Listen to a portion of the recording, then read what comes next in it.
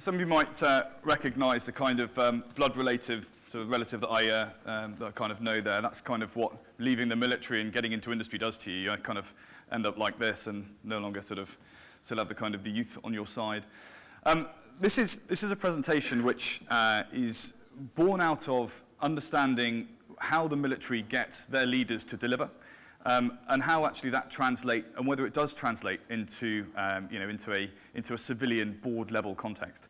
And I've written it really to be directed at you as the individual, not to be directed as, this is the way I think it should all work, but really kind of to get you thinking about where, your strengths and your weaknesses can be underpinned by a bit of further depth and knowledge, which is why I've used a few vignettes and anecdotes from my time in the military, really just to bring forward some of the areas and how we've developed as military leaders into some significant places.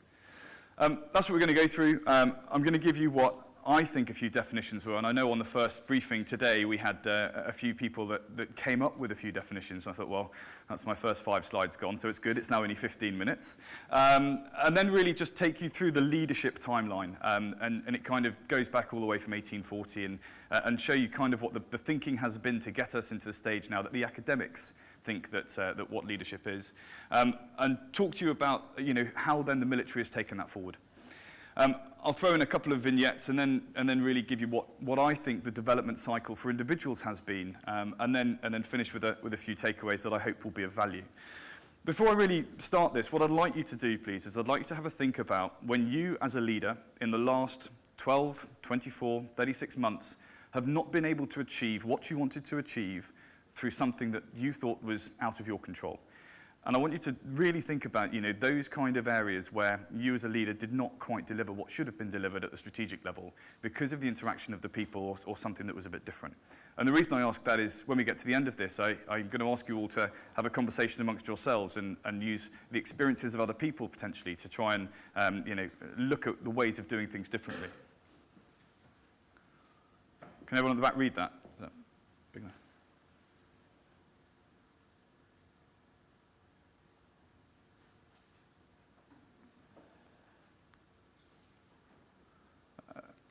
And the second quote is from Field Marshal Slim.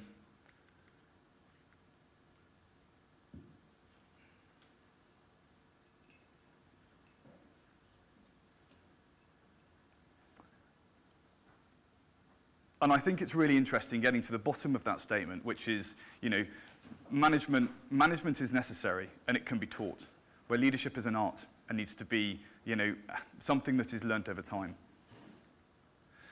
So this is really the theory of kind of where kind of academics got their understanding for leadership, and started in 1840, where they were looking at people that were influential leaders, the likes of the current president back then, about what they did in order to be to be leaders and for people to follow them. And it took really to the end of the First World War for academics to really start understanding, well, what do we need to do? How do we need to behave? What do we need to understand in order to start generating some leadership styles of our own? And then that really continued really halfway through the Second World War and afterwards into the three kind of core pillars of behavioral, trait, and situational leadership. Behavioral is kind of what your acting voice is. It's what people see on the outside. It's about how you visibly engage. Trait theory, very much more about what's happening inside. What are your traits? What are your core values? What is your understanding? And then the situational theory is kind of blending those two, is about how you interact with the organization and how you interact with the team. Because each individual case is different. And therefore, it was really an understanding about, well, how does the situation change? And therefore, do any of the two leadership models beforehand, therefore, assist you in developing that change? McGregor Burns came up with the transactional and transformational theory, and I'll touch on that as we go through. And then finally, this one at the end, which is VUCA, which is really a US military doctrinal way of thinking in order to understand some deep analysis on gauging situations. The transactional and transformational stuff is, transactional. If you do it well, I'll give you a bonus. If you don't do it well, I'll sack you. It's very binary in the way that it's delivered.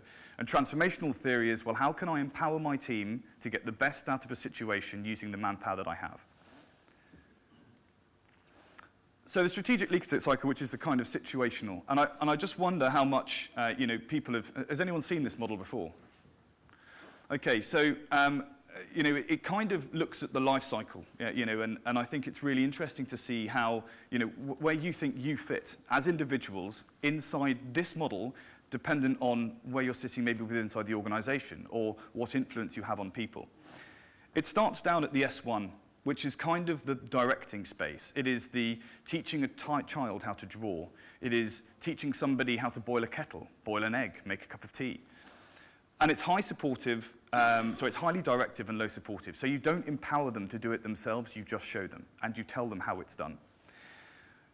When they've mastered the skill in that area, which can be taught, you then come much more into the coaching, the coaching, mentoring space, where actually you're guiding them through how they then start to make stuff better, how they can, learn the cycles from themselves. And it requires an element of direction, but also being supportive at the same time. We then flick into S3, and S3 is really interesting, where you start giving people the freedom to think, and you take more of a step back. And when they start making mistakes, well, actually you nurture them into a place where the strategy of the business or the lines that you want to take start moving into this high supportive and low directive behavior. But actually, I think everybody in this room all wants to exist here. We want to be able to produce a document which says, I want this team to do this as part of my strategy. And then you want to give it to somebody and say, right, I've come up with the idea, now off you go. The difficulty comes here is that's all well and good. That's all well and good when you have got a standard process. Manufacturing car engines, for example. You start at one end, you finish at the other, everybody has their job, minimal supervision required. When we're dealing in technology, things change. Things change incredibly quickly. So actually it's the requirement of the leader to start taking a step back and moving up into the supporting or the coaching element when situations change. And it's the understanding of where you're sitting on that curve, actually whether you can step back out of this is my direction, this is my policy, and then actually move that back and start investing in people. Because actually it's the people that will start delivering this from a leadership perspective, instead of actually, operating through, effectively reports. The one thing that I also would just like to talk about is, does anybody here work in a big organization that has got policy that directs everything we do? We are all responsible to the board, to the stakeholders, to the shareholders, and we do that by punching out standard operating procedures. The military's classic for it. But it means that we end up either in this space and this space, and actually the kind of the junior level management we never bring up, because we never give them the space or the direction or the coaching in order to start getting them to think as we do and lining us up with the strategy of the company. And it's just an interesting model to say, well, if we understand that as a model, how do we get ourselves from working in here and start moving back up in here to become actual leaders instead of reasonable managers? Is the military view relevant? And this is something that I spoke to a lot of people, a few 4-star generals who now are running their own high-performance leading people. And I asked them actually, is this really right in today's society? Well, their answer was leadership is leadership. And it's not bespoke to the humankind. It's not bespoke to who we are, because you'll see it in the animal kingdom. Hyenas teach their young how to hunt, and then they nurture them so they can go off and do it themselves. Elephants have a leader. The leader is very rarely challenged, if ever. So leadership is leadership as long as you know what you want and as long as you know what to look for. So it's the same. It's a quality, not a qualification. You would expect that a pilot of the pilot of a ferry or the pilot of a ferry or the pilot of an airplane, their jobs aren't interchangeable. But actually, as a CIO, a CFO, a CEO, you would expect them to be able to take their jobs out of that sector, being ferries, and move into the aircraft space and still actually be able to deliver, because fundamentally the strategy remains the same. So actually, it's talking about it being an individual quality, not so much something that can be taught. There is no prescription, only perspectives. And what I'm trying to say here is that with regards to understanding what leadership looks like as a perspective, then actually we need to take the lessons from other people and start feeding that into ourselves. Now the military, and I'll come onto this in a second, is very good at allowing people to learn and to explore. But in a corporate space, how often have we given people the opportunity to fail? We can't, because we are still subject to turning a profit at the end of the day. But how can we create that space? And well, we might be able to do it through teaching. But as I said, teaching is very difficult. So how do we bring those people on as individuals? The military's been doing this for over 1,000 years. You know, you look at the workings of the likes of Sun Tzu in The Art of War, or Clausewitz. They talk about people that were traders 1,000 years ago were taking lessons from, you know, the French winemakers and exporting it around the world because they understood the value of experience. Experience was learnt. However, how they chose to employ that experience was something that they found within themselves. We've been doing it for 1,000 years, at scale, in an environment with inherent complexity, ambiguity, and uncertainty. If we take Afghanistan as an example, 150,000 people, 48 nations, politicians, local nationals, insurgents, non-government organizations, the Red Cross, secret government organizations operating. And we were trying to instill a theory of a Western-style democracy onto a country that didn't want it. So how do you do that as a leadership challenge with the guys who are up at the 4-star level? It's very, very difficult. However, I think that the future will tell us whether we've left that country in a better state than when we joined and whether the sacrifice was worth it. It's a question I put back to you all. And with unparalleled stakes. Unparalleled stakes is that the risk to life in that environment was unbelievable. And it was difficult because, unlike the police force or the fire department, they can legitimately put their people in harm's way to achieve a better aim. But if they were going into a burning block of flats to rescue 5 people and it required 20 people to risk their lives, they would probably say that the balance isn't quite there. In the military, the commander can legitimately send people to their death for a tactical gain. You come to terms with letting people risk their life, but the guilt never leaves you. So at that stage, the military probably is quite right, and the military view, I think, does have a place, certainly when looking at strategic level leadership. Well, what about how we translate the stuff that we learn into the way that the military teach it? So, at the basic level, we invest a lot in our people. First of all, we select them from a significant cast. And then we give them a year's worth of training. Both we do it, the Americans do it, and we get them to start thinking about leadership. We give them the space to make mistakes. So it kind of is the organization of the military that moves up from that highly directive, highly supportive nature and moves into that kind of coaching, mentoring space up in the top of that situational model. And then we bring people back and give them the ability to start operating. So have a think now about how you inside your organizations can foster that environment to bring on people up into the coaching, mentoring space instead of actually starting to operate from the board level and being directive. I think there, what they enabled people to do was empower their subordinate leaders. So you must trust them. And trust becomes an inherent pillar for the delivery of leadership throughout an organization. So what then happens is after kind of 8, 10, 12 years, we then send all of our staff back to another college for another year. And we start getting them to think about how their experiences translate into a much more depth leadership understanding, because they're going to start managing in more senior levels. So we send them to the likes of the Defense Academy or the US Staff College. And actually it's from these think tanks that actually the later understanding of leadership comes, and that's things that now actually industry is starting to take as part of their tool set. And we make sure that in an industry perspective, we make sure it aligns to the corporate strategy. So leadership and the strategy starts with the analysis, enables a choice, and then delivers the implementation. And that's pretty much how, you know, the building blocks of the military try and define their way of teaching. So I talked very quickly about VUCA. Has anyone come across VUCA at all? A couple of 3 hands. Okay. So as I said, you know, the analysis, the choice, the implementation, VUCA is really an ability or a tool set in order to get you to start thinking about, you know, what the problems are in a complex and difficult space. So it looks at the volatility. Now, the volatility and the nature of markets that we're involved in at the moment actually sit in a number of these topics. Dynamics of change, speed, catalysts, all things that we still now have a reasonable point to start thinking about when discussing strategy. Uncertainty, complexity, which is talking about how all the different tenets of the team operate. And finally, ambiguity, as in whatever we plan, the plan never survives first contact. So we've got to be adaptable enough to issue change.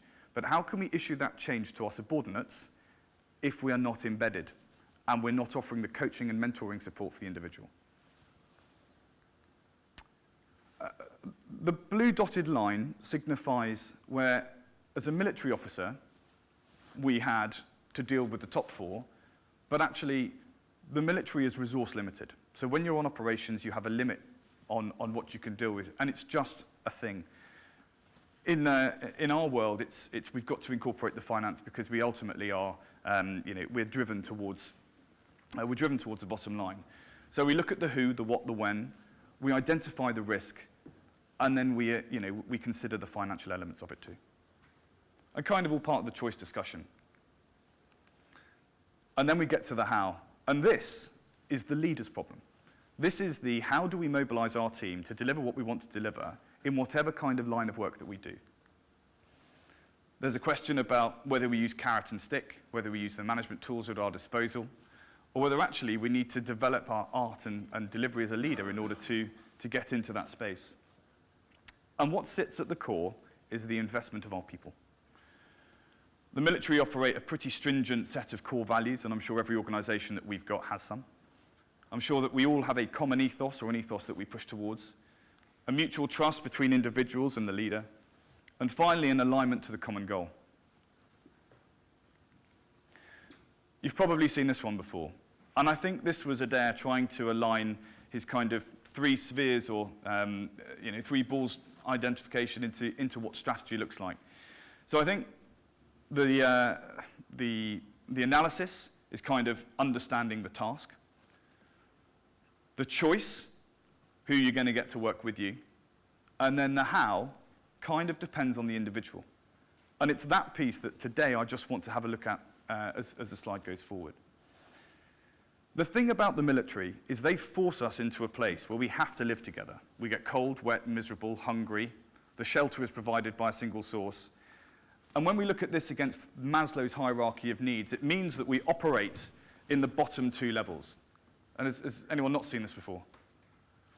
But Maslow kind of says if you can secure these bottom two lines, then actually as we go further up the track, then your high-performing team will become more high-performing.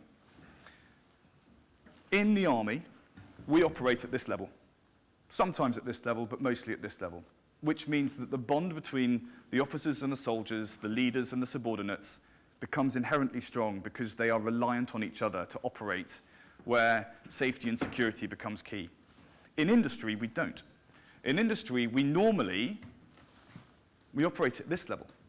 So when individuals start becoming disenfranchised, they don't want to work, unless we have the ability to reach into that person and start talking about or understanding what happens down in these sectors, then actually we will never be able to fully mobilize a team to deliver what you want to deliver. So it's about looking how the individual operates against this model. This is Camp Bastion in 2009. It's got a massive runway across the top there, capable of taking 747s. This is the main camp for the Brit forces. It's 3,500 people there at any one time. It's got a surgical unit hospital, which was probably the best surgical hospital in the world at the time. And the airport itself, if was to be placed in the UK, was capable of was going to be the fifth busiest airport in the UK. And that's kind of how many movements they got from operational requirements to kind of civilian movements in and out. But the point is, it was on one camp, and you were all in it together. The two vignettes I'm going to use are one when I was the second in command of an Apache squadron, we had a real issue, a divide between soldiers and officers, which became a real problem on an operational front. And the second one, which is Panchai Tak, which was a very pretty dangerous operation which happened out onto the eastern flanks of, on the borders of Pakistan, and talk really about some of the issues that we had motivating a team to deliver that stuff. The three real forces that we had on the helicopter front when I was the commander of the helicopter fleet out there was this lot, which was the Chinook. It dealt with air transport, but also picked up all the casualties off the floor and brought them back. But they were a fully integrated team. They all lived, eat, drank, slept together. And they delivered, they delivered all the life-saving requirement. And they were fantastic. There was never a divide between the two. The Lynx Force, again, their engineers lived with the pilots, lived with the rear gunners. And whilst they were slightly aligned, they sometimes had some clashes, but actually it was largely manageable.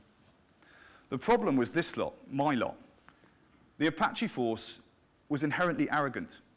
They are seen as the fast jets of kind of the helicopter world. And when you have a number of personalities at play, it's very difficult to really match the divide between the officers sitting in one tent and the soldiers sitting in another. And it got to a stage where never the twain shall meet. And it got to the point where these things were not being readied to go and save life, because the team that were in the tent that were servicing these and delivering these on fuel and ammunition were not ready and were not aligned to what the strategic intent was. And the OC that was at the time, the officer commanding, was rubbish at leadership. And there was a huge divide between soldiers and officers, and they weren't speaking. We couldn't do it. So the tents really, that's their little crew shack there, that little tent that you see. Ours was based over here. And the only ever time that we would ever sort of wander into that tent was when we ran through to get our sort of kit and rifles, and would then go onto the flight line to then launch the AH. Just to show you, that's kind of where we lived inside this camp. They lived at the far side there, and we never communicated. It just wasn't seen as required. That was our nice little place that we had. That was theirs, which was much more functional. And it got to the stage where I walked around an Apache, and I saw that one of the tail fins off a Hellfire missile had come off. Very rare. And if ever I'd fired that missile would have just lost all its guidance systems. And I didn't know what had happened. And when I went into the tent, I asked the guys, I said, right guys, tell me what's effing going on here. This is just not good enough. And the blokes went, nothing, sir. Stood shoulder to shoulder, nothing saw anyone. And it was just inherent of the situation we found ourselves in. The next day, I stood at the far entrance of this tent. I took off my rank slide. I went to go and sit down with all of the senior leadership team of that group, and I said, I'm not here as your Squadron 2 IC. I'm not here as an officer. I'm here as a person. Can you talk to me about what is going on? Because unless you talk to me, I can't change things.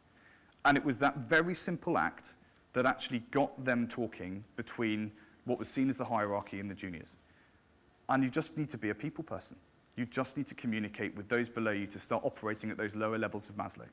And that's where we started seeing, and we turned the corner. In January, the following month, our operational output went up by about 7%. And when you're talking at 65 to 75% as an increase, actually it became really, really powerful. And we started, therefore, delivering on everything that we were asked to do. Panchai TAC was an operation which was on the Pakistan border. It was for the special forces to go and raid a marble mine, and we had to support it. Afghanistan, as we saw it, as the British forces, looked like this. We were in charge of these 6 key areas. It was relatively safe because there was always a friendly force on the ground. But the Chinook force and the Apache force kind of roamed this area all the way down in the south from Lashkar to the north in Musakala and Kajaki, and we kind of operated in there.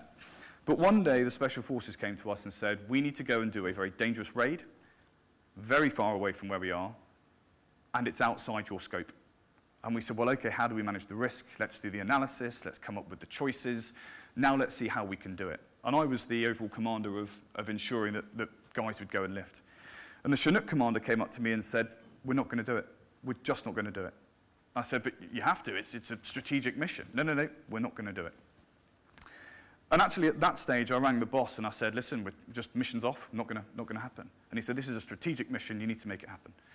And in the end, we brought everyone around the table, we pulled out all the maps together, and we came up with the solution as a team.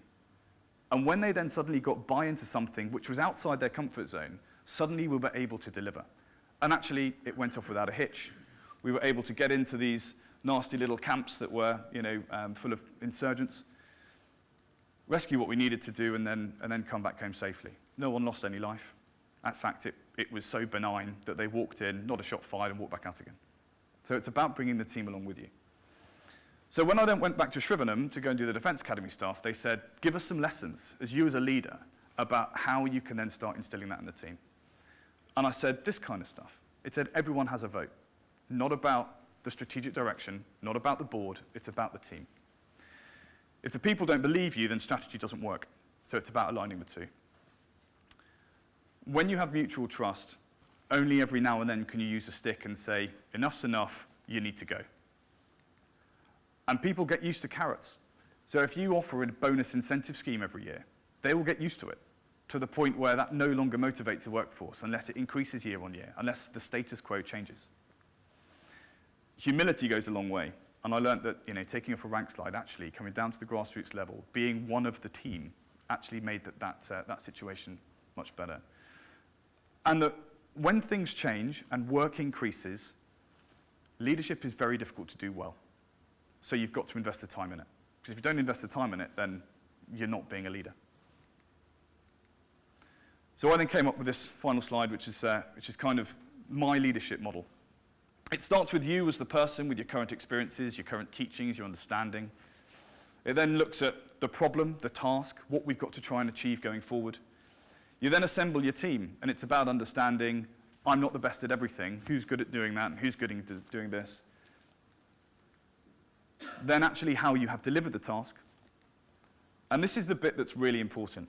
At the end of it, recognizing where you didn't do it right, and about how you can therefore look at yourself and say, I got this wrong, I got that wrong, how can I deliver it? And it's about deep introspective analysis. And this is the key. This is the key for improving leadership. It's about looking at yourself. So I've got 5 takeaways. Align your strategy with people in mind. The more difficult stuff gets, the more you will have to invest in your team. You'll have to empower your subordinate leaders and give them the freedom to work with inside an organization. If you can't do that, you'll end up in the micromanaging space that we heard before, in that S1 box, not in that S3, S4 box, which is where we all need to operate to get our own jobs done. Invest the time in the people, and if it means sending them away to then get them back 3 months later, then that time is valuable. I think Richard Branson says, expend money in your people so that they can leave, invest time in them so they don't want to. Honesty fosters mutual trust. If they believe you and you believe them, then your team will work. And most importantly, it's about being honest to yourself. Happy days. Thanks so much.